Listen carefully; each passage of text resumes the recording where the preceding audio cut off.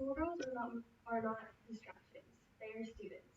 Teach them something other than misogyny, says Marilyn Overland. There is a major problem within public schools in America, and it's not what you may be thinking: low teacher salary or lack of resources, although those are still worth talking about. It's a problem that adversely affects half, if not more, students in most schools, and it's the dress code. How many of you have either been or seen a female student who's been dress coded before?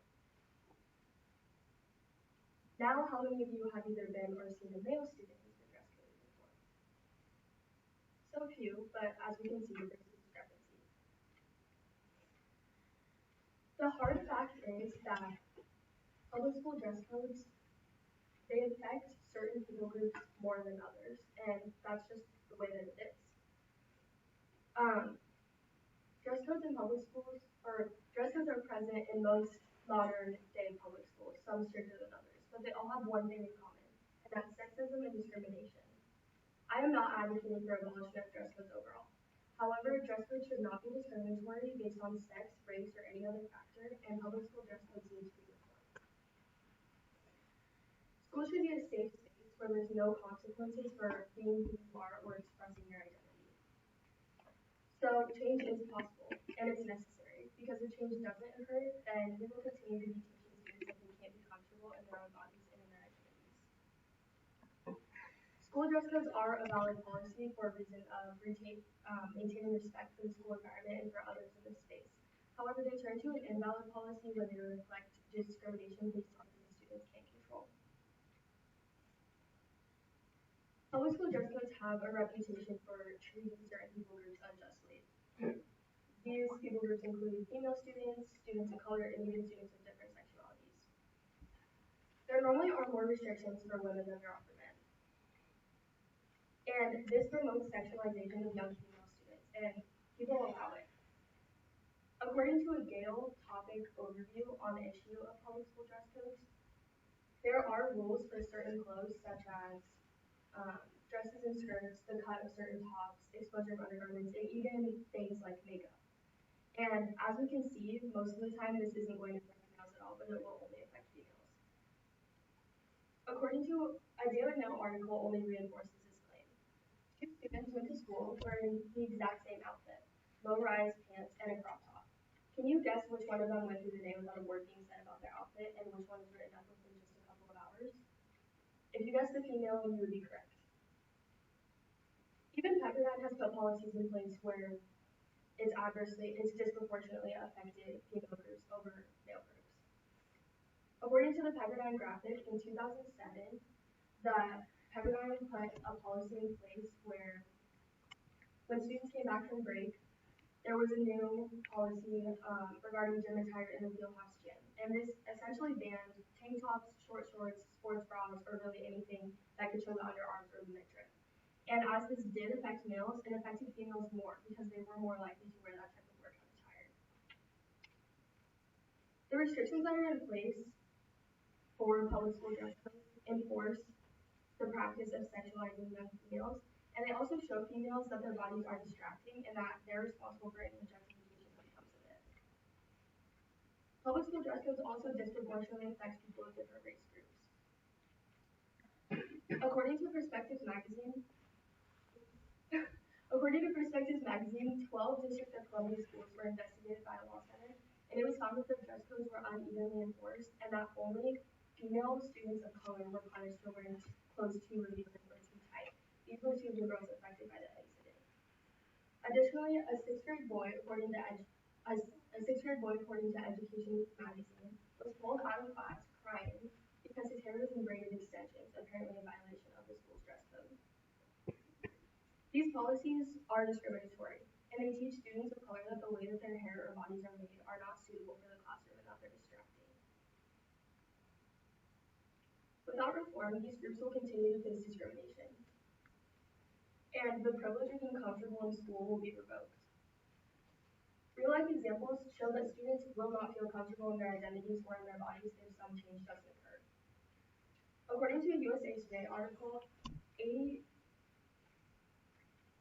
over 80 female students' yearbook photos were digitally altered without their consent because they weren't wearing enough clothing.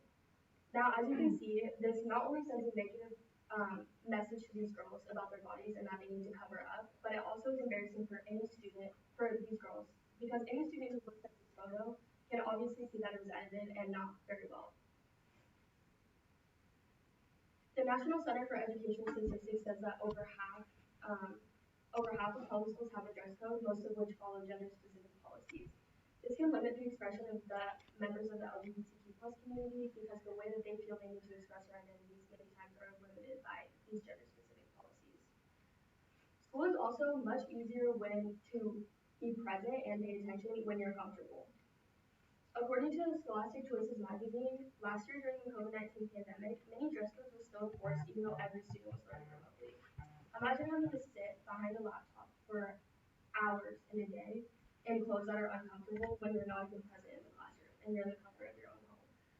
Additionally, in warm weather, restrictions on warm weather clothes such as tank tops, shorts, dresses, all of that still apply, and if anything, are even more enforced, which can send a message to students that their comfort isn't as valued as the fact that they might be distracting to other students. These examples and more that are happening every day demonstrate the need for reform. Everybody deserves a quality education, and they deserve to be able to express themselves in the way that they feel is right without being discriminated against. Change can occur. We can modify the dress codes to make every student feel equal, but also allow them the ability to express themselves. And we can see that this is possible. In a Huffington Post article, it was said that a high school in Illinois changed their dress code after many students, mainly males, were complaining that they weren't being treated equally to male students. This new dress code aimed to diminish body shaming and discrimination of any kind. The basic outline of the new dress code said that all students need to be wearing a shirt and pants and shoes at all times, but it doesn't outline any details that could be discriminatory. Also, the article also outlines that this change stemmed from a change across the country that had already happened to a few public schools in Oregon, and this demonstrates that one revolutionary reform many times will lead to another and another and so on. If dress codes were modified, all students would making all students equal, students would benefit majorly. Any students previously feeling unequal, such as female students, students of color, or students of different sexualities, would all of a sudden feel represented and as if their identities mattered. They would also receive the full value of education because they would no longer be pulled out of class or be sent home for needing to change or not wearing the right clothes. Given these points, modification is absolutely necessary for all students to have an equal opportunity in the classroom.